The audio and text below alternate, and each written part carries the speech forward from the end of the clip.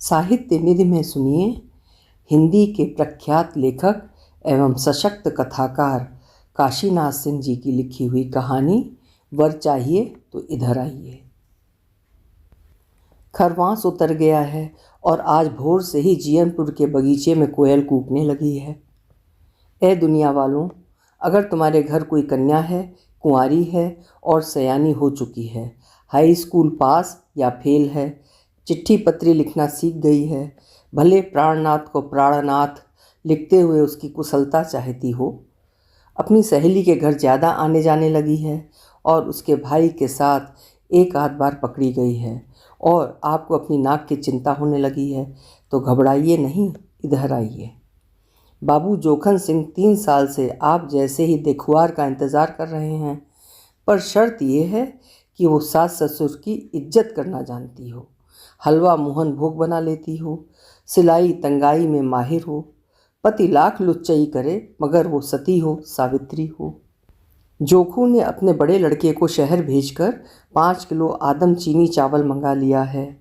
अरहर तो अपने यहाँ भी 4-5 पसेरी हो जाती है, लेकिन ठीक से पकती नहीं, इसलिए 2 किलो अरहर की दाल भी आ गई है।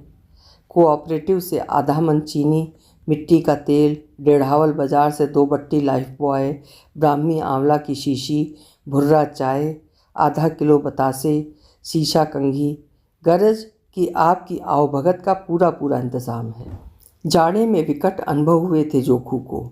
उन्होंने माधव के साथ मिलकर पिछली गर्मी में ही भविष्य को ध्यान में रखकर आधा दर्जन प्याले और तश्तरियाँ मंगवाई थीं, और संयोग देखिए कि एक ही दिन दोनों जनों के यहाँ देखुआर आ गए। अब जोखू ने अपने लड़के को दौड़ाया तो माधव नट गए। इनकी कितनी बेइज्जती हुई होगी, इसकी कल्पना की जा सकती है।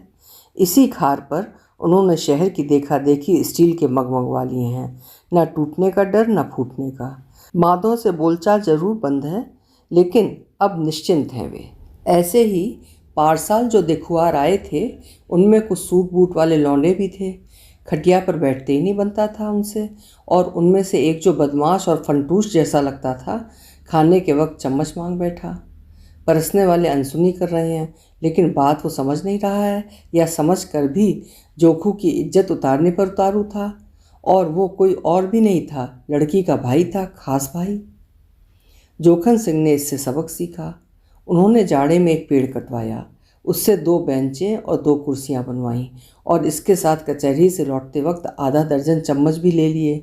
अब कोई चाय में ऊपर से चीनी भी मांगे तो कोई बात नहीं। एक और काम किया है इस खरवास में उन्होंने। जब पप्पू दर्जा 9 में पहुंचा था और पहली बार देखुआर आए थे, तब ना तजुर्बेकारी में गड़बड़ी हो गई थी उनसे। चीनी तो थी, लेकिन उसमें डालने के लिए कुछ न था, न दूध न दही।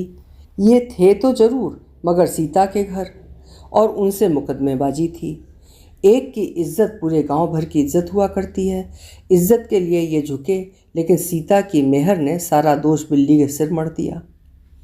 तब से जोखू हर खरवास में ज़रूरते नागहानी माधव की देखा देखी अपने यहाँ भी रूह अफ़ज़ा की बोतल रखते हैं।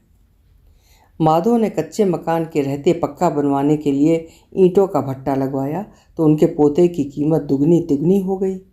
जोखू ने इसके बाद ही अपने द्वार के आगे 2 ट्रक बालू गिरवा लिए और 5 ट्रक ईंटें। हालांकि मकान तो तभी बनेगा जब संवर होगा, लेकिन इसके फ़ायदे सामने आने लगे हैं।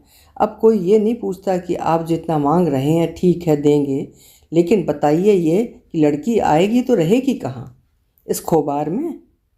अब तो खुद जोखू ही उलट के सवाल पूछते हैं कि लड़की आएगी तो रहेगी कहाँ, ईंट और बालू से क्या होगा? सीमेंट, लोहे, लक्कड़, हेन तेन सारा कुछ तो पड़ा है करने को, और किसी तरह से ढांचा खड़ा भी हो गया तो सोफ़ा सेट, बाजा, मोटरसाइकिल के बगैर कैसा लगेगा? जोखू माधव की तरह लंतरानियाँ नहीं हाँकते। सिवान दिखाकर देखुआरों से ये नहीं कहते कि ये सब आप ही का है। खुद तो घास करें या गोबर फेंकें, और जब मेहमान आए तो नहलाने के लिए कहार बुलवा लें, भट्टी पर से खोया मंगवा लें, बीड़ी के लालच में 2-4 बैठक बाजों को बुलवा लें, कोयर कांटा और झाड़ू बुहारू के लिए 1-2 लौंडों को लगा दें। जोखू ये सब नहीं करते। किराए पर ट्रैक्टर मंगवाते हैं और जुताई, बुवाई, दवाई, ओसाई करवा के मस्त रहते हैं। वे इसलिए भी नहीं करते कि उन्हें अपने पप्पू पर, उसके रंग, रूप और गुण पर भरोसा है। आप या जो भी वर देखुआ शादी ब्याह के लिए जाएगा, वो ज़मीन जायदाद से तो ब्याह करेगा नहीं, करेगा लड़के से। और अगर वही खोटा है तो दुनिया भर का टीम टाम किस काम का। इसमें शक नहीं कि जगह ज़मीन के कारण दिखवार माधव के यहाँ अधिक जाते हैं, लेकिन जोखू के लिए तकलीफ नहीं, खुशी का कारण है कि एक दिन ससुर इसी तरह खिलाते खिलाते उजड़ जाएंगे और तब मिलेगा क्या, घंटा। तो इस मसले को लेकर माधव और जोखू में जितनी ही लाग डांट है, पप्पू और मुन्ना में उतनी ही छनती है। पप्पू, जिनका रजिस्टर का नाम गणपत सिंह है, अपने टोले के मेधावी विद्यार्थी हैं। मेधावी इसलिए कि उन्होंने अपने लंगोटिया यार मुन्ना जी को पीछे छोड़ दिया और खुद इंटर में आ गए।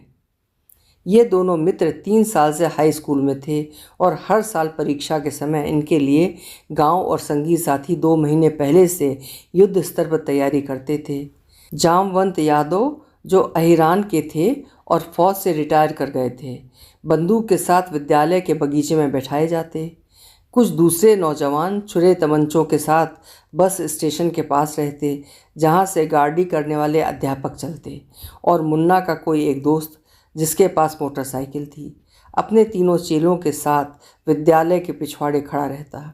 उनमें से एक पर्चा लाता, दूसरा किताबों और कुंजियों से उत्तर फाड़ता और तीसरे की जिम्मेदारी होती झरोखे या गार्ड या पानी पिलाने वाले या पहरे पर तैनात सिपाही के हाथों कागज़ उन तक पहुंचाना।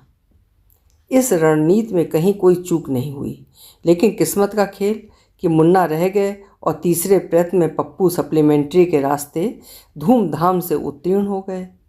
इसका नतीजा ये निकला कि पप्पू का भाव वर देखुओं के बाजार में मुन्ना के टक्कर में आ गया। हल बैल ना होने के बावजूद माधव ने तय किया कि वे मुन्ना को तब तक पढ़ाएंगे जब तक उसका ब्याह नहीं हो जाता। अगर लड़का घर बैठ गया तो कौन झांकेगा। इधर जोखू बोलते थे 2 लाख और एक फटफटिया, उधर माधव बोलते थे 3 लाख और एक मारुति।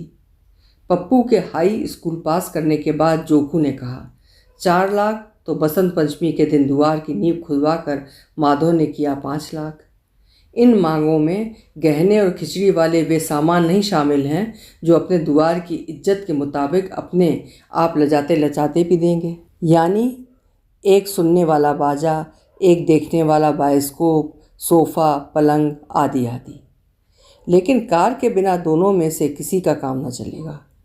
लोगों ने पूछा कि कार का करोगे क्या, तो दोनों का कहना था कि और कुछ नहीं तो धानापुर से मुगल सराय तक मुन्ना पप्पू सवारी ढोएंगे, बिजनेस।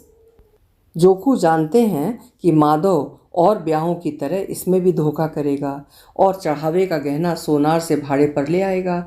और माधव की पॉलिटिक्स यह है कि लड़के का बाजार भाव इतना चढ़ा दिया जाए कि होड़ में जोखू का माल धरा का धरा रह जाए।